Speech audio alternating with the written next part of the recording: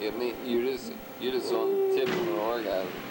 He looks like a fucking explosion of semen. I mean, that's if he had explosion of semen written on his shirt. You know, I would just be like, I wouldn't even be taken aback. I'd just be like, okay, yeah. It would be like the county market slogan. Yeah. Fuck my ass. Yeah, it's like, yeah, obviously.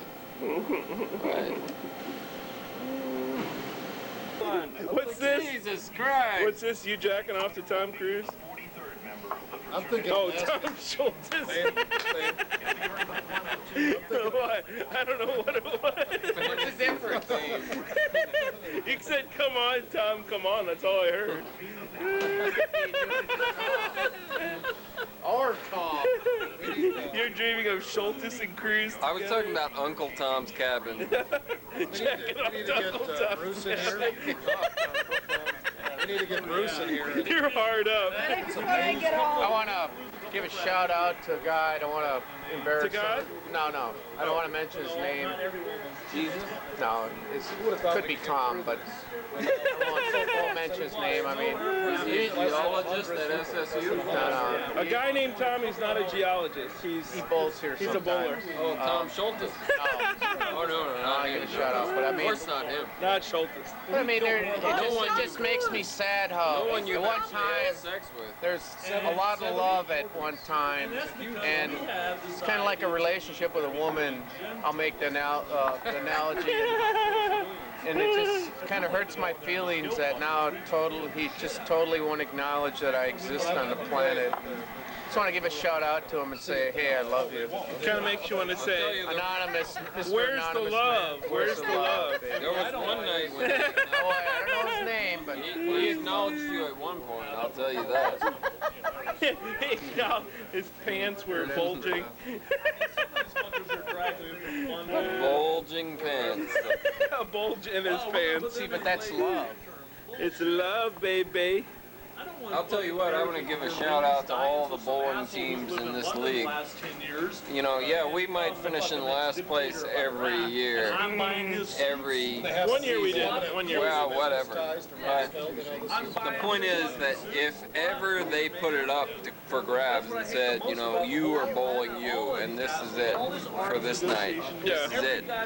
We kick your ass.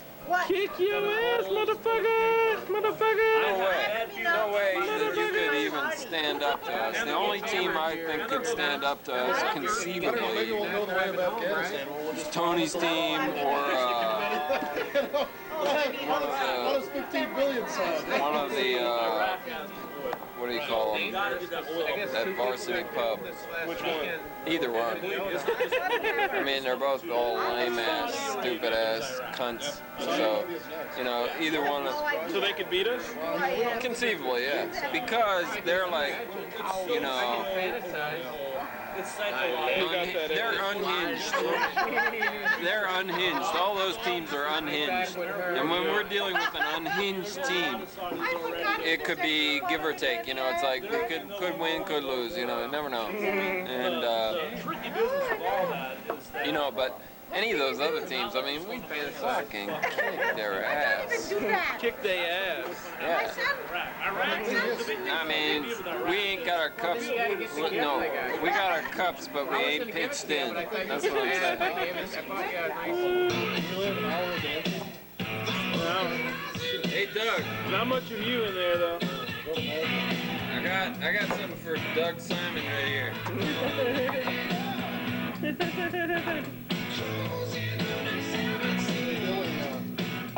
Joe told the lady, you're good when it's down the streets. What?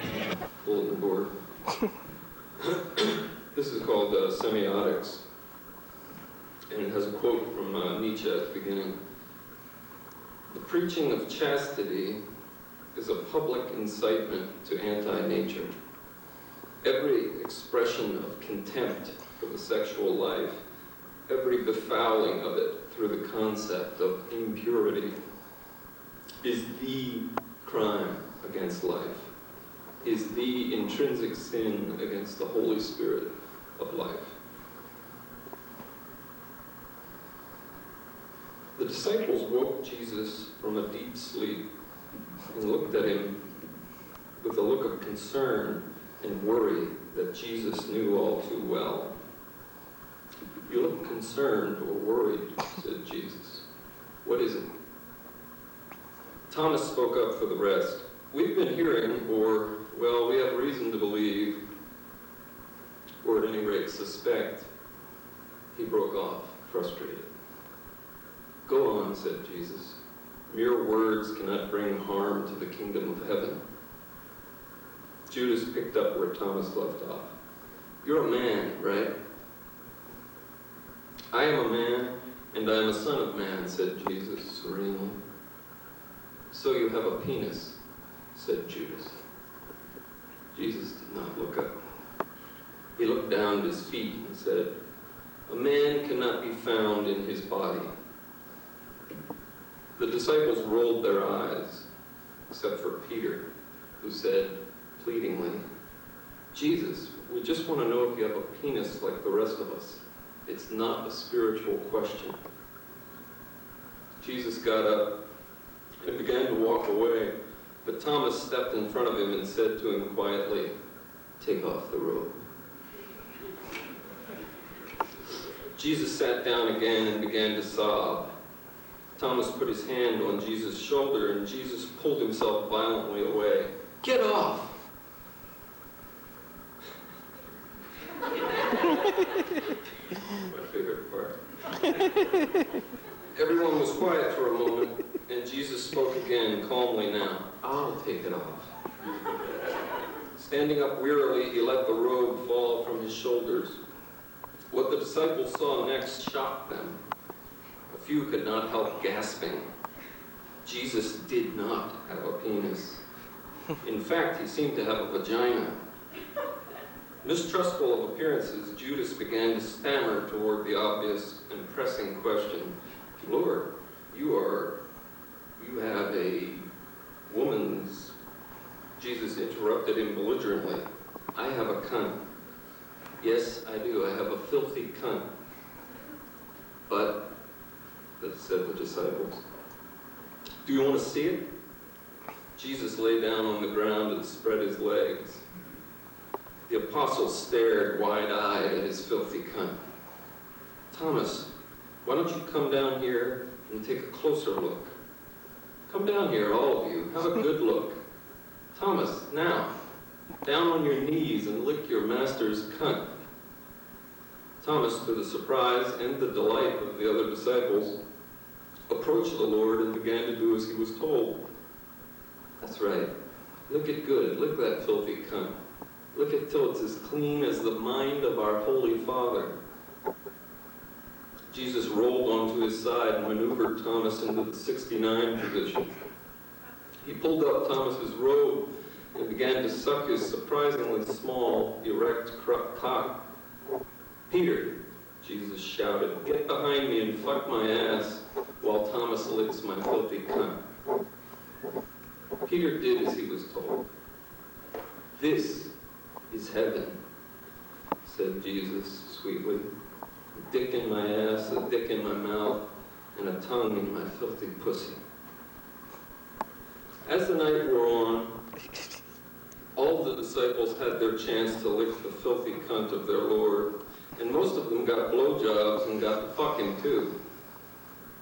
Jesus, though he was clearly in a lot of pleasure, never allowed too much of it to show.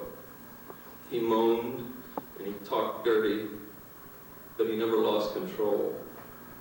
All night to his quivering body the disciples came and went as they were told.